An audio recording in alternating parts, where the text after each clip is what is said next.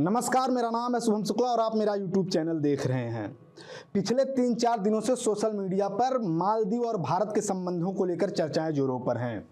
अगर आप social media में एक्टिव हैं, ट्विटर को चलाते हैं, तो ट्विटर पर आपको सिर्फ और सिर्फ मालदीव के बारे में चर्चाएं होती दिख रही होंगी। मालदीव को बायकॉट करने को लेकर ट्रेंड चलते दिख रहे होंगे। भारतीय पर्यटन स्थलों को लेकर लोगों के ट्वीट्स दिख रहे होंगे। आखिर माजरा क्या है?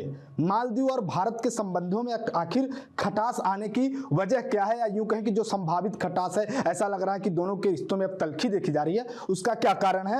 और प्रधानमंत्री नरेंद्र मोदी के लक्षद्वीप दौरे से इसका कैसा कनेक्शन है? आइए इसी बारे में चर्चा करते हैं। हम लोग इसको 3 भागों में बांटकर इस वीडियो को रखेंगे, जिसमें पहला ये रहेगा कि मालदीव और भारत का जो ये अभी टकराव की स्थिति है, ये कैसे शुरू हुई प्रधानमंत्री मोदी के दौरे के बाद।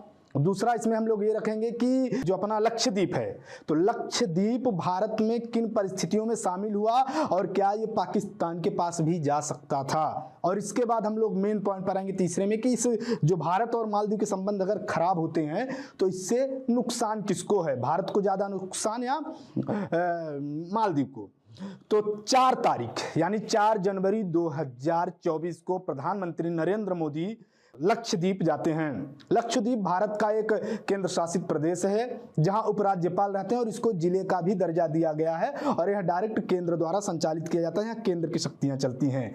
लक्षद्वीप भारत का एक बेहद खूबसूरत स्थल है, समुद्री किनारा है, पर्यटन के लिए यहाँ भरपूर संभावनाएं हैं और यह पूरी तरह से प्राकृतिक सौंदर्यता से परिपूर्ण है, जहाँ सैलानी या यूं कहे पर्यटक जाकर खुद के जीवन को आनंदित कर सकते हैं, सैर कर सकते हैं, प्रकृति की सुंदर वातावरण को स्वच्छंद हवा प्राप्त कर वहां तरह तरह के एडवेंचर कर सकते हैं।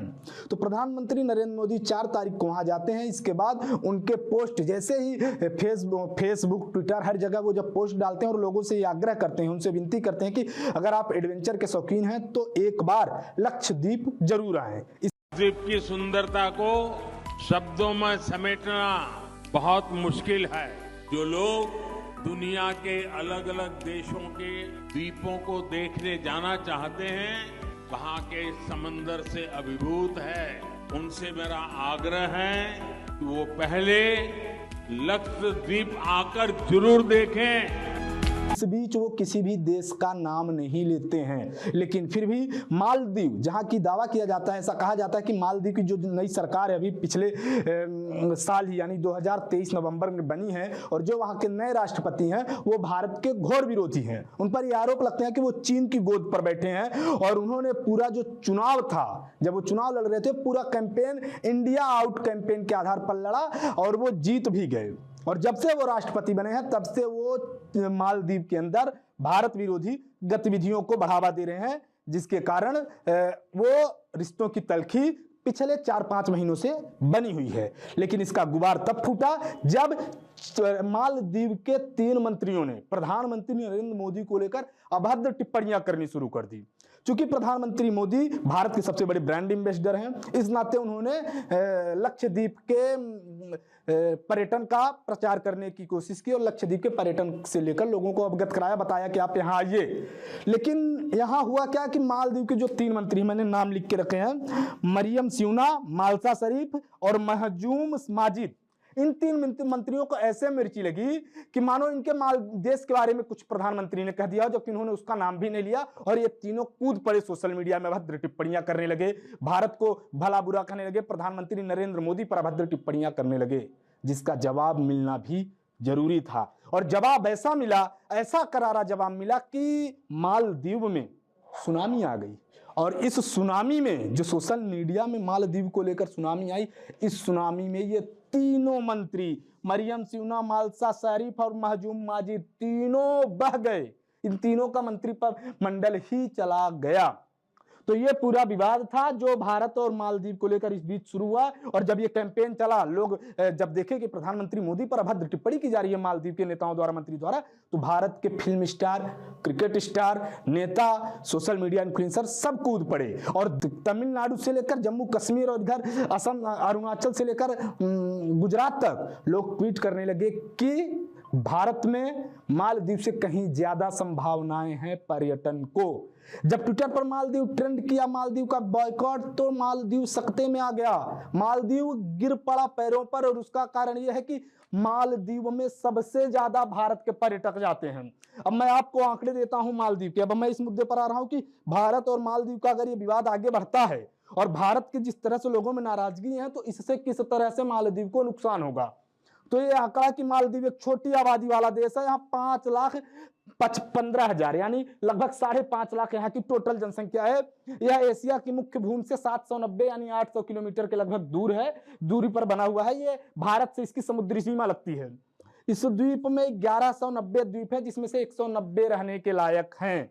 यहाँ के राष्ट्रपति नए जो बने हैं वो मोहम्मद मुइज्जू बने हैं, जिन्होंने इंडिया आउट का कैंपेन ऐसा था इनके चुनाव में कि भारत की कुछ सेना अभी भी मालदीव में रहती है, वो मालदीव में रहते हैं, वहां मालदीव की सहायता करते हैं और अन्य समुद्री कार्यों को अंजाम देते हैं। तो ये इंडिया आउट यानी ये भारतीय सेना को मालदीव से हटाने के आधार पर पूरा चुनाव लड़े थे, जीत भी गए। अब मुख्य बात, जो बड़ी बात है, मालदीव के पर्यटन का मालदीव की जीडीपी में 30% योगदान है। यानी वहां का जो पर्यटन विभाग है, जो पर्यटक है, उसमें 30% योगदान जीडीपी का है। और इस 30% की जो ये जीडीपी है, इसमें आपको जानकर आश्चर्य होगा कि इसमें सबसे बड़ा योगदान भारतीयों का है। अभी पिछले साल का जो डेटा आया है 2023 का, उसमें भारत से 2,09,198 पर्यटक गए, जो कि सबसे ज्यादा थे। भारत के बाद रूस और चीन के पर्यटक थे। तो ये अपने आप में बड़ी बात है कि अगर भारत के जिस तरह से बाइकॉट ट्रेंड कर रहा है और अगर ये ट्रेंड होता है और वास्तव में भारत के पर्यटक नहीं जाते हैं मालदीव, तो आप अंदाजा लगा सकते हैं कि मालदीव को कितना बड़ा झटका लगने वाला है। यही वजह है कि मालदीव की जो पिछली सरकार थी वो अब विपक्ष में है, तो उन्होंने सत्ता पक्ष को घेरना शुरू कर दिया और मोहम्मद मुइज्जू से भारत के साथ संबंध खराब हो रहे संबंधों को लेकर सवाल पूछने लगे कि भाई हमारा एक ऐसा देश जो हमारे यहाँ सड़क बनवा रहा है। मालदीव में सिर्फ भारत के पर्यटक ही नहीं जाते, आपको बता दूं कि मालदीव में सिर्फ भारत के पर्यटक ही नहीं बल्कि भारत मालदीव की कई तरह से मदद करता है। भारत मालदीव पर सड़कें बनवाता है, मालदीव में कॉलेज खुलवाता है, मालदीव की शिक्षा मुहैया कराता है। भारत से मालदीव के लिए जब 2019 में कोविड-19 आया तो उसके बाद 1 लाख कोविड के वैक्सीन भेजे गए थे।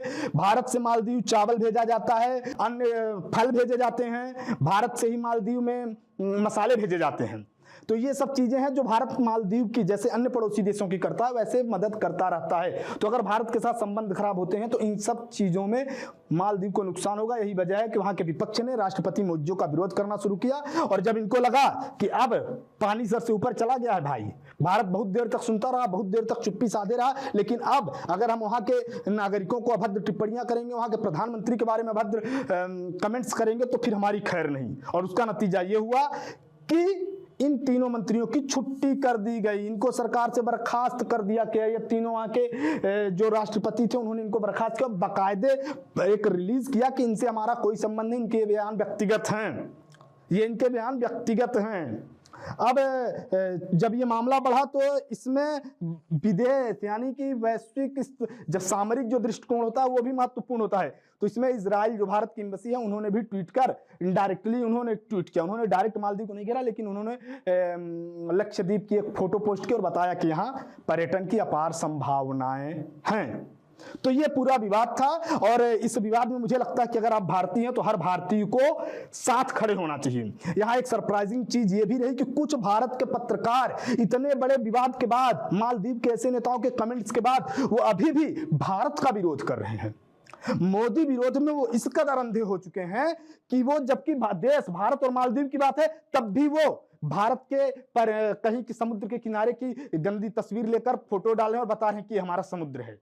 यानी वो अपने देश की बेइज्जती बर्दाश्त कर रहे हैं, अपनी देश की खुद से बेइज्जती कर रहे हैं, वो भी ऐसे मोड़ पर जबकि मालदीव जैसे देश हमारे देश को आंख दिखाने का कुत्सित प्रयास कर रहे हैं। खैर, उन्हें समझना चाहिए कि अगर आप सरकार का विरोध करते हैं, जनता की हित की बात करते हैं, तो जनता आपको सराखें लगाएगी। लेकिन आप सरकार विरोध करते हुए, मोदी विरोध करते हुए अगर भारत विरोध करने लगे तो आप अपने को खुद से एक्सपोज कर रहे हैं लोगों के सामने। ये बड़ी बात है। अब आते हैं लक्षद्वीप पर कि लक्षद्वीप में क्या संभावना है? तो देखो, अर्थशास्त्र का सिंपल सा फंडा है कि जब यहाँ संभावनाएं होंगी, जब लोग आएंगे तो डेवलपमेंट ऑलरेडी होने लगेगा। तो लक्षद्वीप की अभी जो स्थिति है वो ये है कि यहाँ की आबादी 65 से 70 हजार है। इसमें 36 द्वीप हैं जिस पर 10 में आबादी रहती है। यह एक केंद्र शासित प्रदेश है। यहाँ प्रफुल्ल पटेल जी अभी के प्रशासक यानी उपराज्यपाल हैं और अभी ये बड़े पर्यटन स्थल के रूप में नहीं उभरा है, टू बी ऑनेस्ट। यानी अभी ये अगर सरकार चाहेगी, कहते हैं ना कि जहां चाहे वहां राह है, और प्रधानमंत्री नरेंद्र मोदी का लक्षद्वीप का दौरा ही अपने आप में बड़ी बात है और कहीं ना कहीं इंडिकेशन है कि अब लक्षद्वीप में भी विकास होंगे, लक्षद्वीप में भी सरकार ध्यान देगी और यहाँ भी लक्षद्वीप में भी अब पर्यटन को डेवलप किया जाएगा। तो सबसे पहले तो जरूरी है कि यहाँ एक बेहतरीन एयरपोर्ट बनवाया जाए ताकि दिल्ली से अन्य देशों से लोग जा सकें। उसके बाद अन्य चीजें जरूरी है। आपको जानकर हैरानी होगी कि पिछले 20 वर्षों में जितना लक्षद्वीप को नहीं सर्च किया गया गूगल पर, मेरे कहने का मतलब कि 20 वर्षों में पहली बार ऐसा अभी रहा कि जब लक्षद्वीप को गूगल पर सबसे ज्यादा सर्च किया गया। ये अपने आप में बड़ी बात है और ये अनुमान लगाया जा रहा है कि अगर भारतीय पर्यटक मालदीव को नहीं जाते हैं, मालदीव का बायकॉट करते हैं, तो इससे मालदीव को बड़ी अर्थव्यवस्था में हानि हो सकती है। अब एक चीज और आपको पॉइंटेड बता दूं कि लक्षद्वीप भारत में आया कैसा। 1947 में जब भारत आजाद हो गया था तब भारत और पाकिस्तान दोनों ही देश सबसे पहले जो भूमिगत क्षेत्र थे, जो सीमाएं लगती थी, उनको अपनाने की कोशिश कर रहे थे। सरदार वल्लभ भाई पटेल जो कि भारत के गृह मंत्री भी थे, वो 500 से ज्यादा रियासतों को भारत में विलय करवा चुके थे। उधर पाकिस्तान भी सिंध, पंजाब और अन्य क्षेत्रों को कब्जाने की कोशिश में था, अपने में शामिल करा रहा था। इस बीच किसी का भी ध्यान लक्षद्वीप पर नहीं गया। पाकिस्तान का ध्यान अचानक लक्षद्वीप पर जाता है और वो वहां के लिए अपना एक जहाज रवाना करते हैं कि जाके लक्षद्वीप को कब्जा कर लिया जाए। लेकिन उसके पहले ही हमारे देश के दूरदर्शी गृह मंत्री सरदार वल्लभ भाई पटेल भी अपनी सेना को यह आदेश दे देते हैं कि जाओ लक्षद्वीप पर कब्जा कर लो। भारतीय सेना लक्षद्वीप पर पहुंचती है और वहां के हर घरों में झंडे को गाड़ देती है, हमारे तिरंगे को लहरा देती है। कहा यह भी जाता है कि तब तक पाकिस्तान की सेना भी आ चुकी थी, लेकिन जब उन्होंने ये देखा कि भारतीय तिरंगे पहले से ही फहरा रहे हैं तो भला फिर किसकी इतनी हिम्मत कि वो आकर लक्षद्वीप में तिरंगे को उखाड़ सके, और वो दबे पांव लौट गए। तो ये कहानी थी लक्षद्वीप की भारत में शामिल होने की। इस बीच मेरी आप सबसे अपील है कि आप कितने भी बड़े मोदी विरोधी क्यों ना हो, आप कितने भी बड़े सरकार के विरोधी क्यों ना हो, लेकिन जब भी बात अपने देश की आए, अपने राष्ट्र की आए, अपने देश के पर्यटन के विस्तार की आए, तब देश के साथ जरूर खड़े हो। क्योंकि आज देश की जनता शिक्षित है, वो सब जानती है। अगर आप मोदी विरोध करते करते देश का विरोध करने लगेंगे तो फिर जनता आपको सिर आंखों में बैठाने की बजाय दरकिनार कर देगी। इसलिए जरूरी है कि या तो आप ऐसे मुद्दे पर अगर सरकार का इन द सेंस भारत का साथ नहीं दे सकते हैं तो चुप्पी साधे रहिए, कम से कम विरोध तो ना ही करिए। अच्छा लगा देख कर ये कि सोशल मीडिया पर बड़े बड़े सेलिब्रिटीज ने जब भारत का साथ दिया तभी ये जो राष्ट्रपति महोदय हैं मोइजो जी, ये बैकफुट पर चले गए। हालांकि इनका अभी चीन से राष्ट्रपति के साथ इनकी मुलाकात हो रही है। अब देखिए इस मामले में आगे क्या होता है। ये भारत और मालदीव के जो दोनों देशों के विदेश नीति विशेषज्ञ हैं वो बैठकर चर्चा करेंगे, मामला कैसे क्या आगे बढ़ता है ये देखने वाली बात होगी। लेकिन फिलहाल बड़ी खबर यही है कि पूरी तरह से बैकफुट पर मालदीव चला गया है। सोशल मीडिया पर मालदीव को लेकर कई तरह की पोस्टें आ रही हैं, दुनिया भर से भारतीय रिएक्शन दे रहे हैं और कहीं ना कहीं भारतीयों में नाराजगी है, जिसका खामियाजा भी मालदीव को भुगतना पड़ सकता है। यूट्यूब पर ये मेरा चौथा वीडियो था और मैं नया यूट्यूब चैनल बनाया हूं, जैसा कि आप सभी जानते हैं।